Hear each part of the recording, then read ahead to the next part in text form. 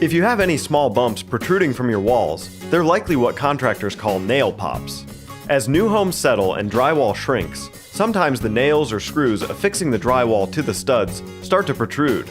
To repair a nail pop, you will need a Phillips head screwdriver, nail punch, hammer, quick-dry spackling compound, putty knife, sanding block, and painting supplies. You first need to determine if the protrusion is caused by a nail or a screw. To do this, take a Phillips head screwdriver and press it into the center of the pop. If it's a screw, the screwdriver will set and find its place in the head of the screw. If it's a nail, it will likely just slide around. If the pop is caused by a screw, simply take the screwdriver and turn the screw until it is slightly recessed into the wall.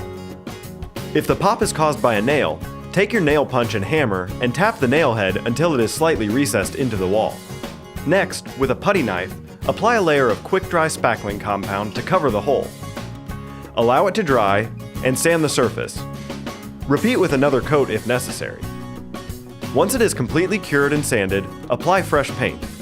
If the nail pop is in the ceiling, you have to set the existing nail and then drive in a second nail within 1 inch of the old one, or the nail pop could reoccur.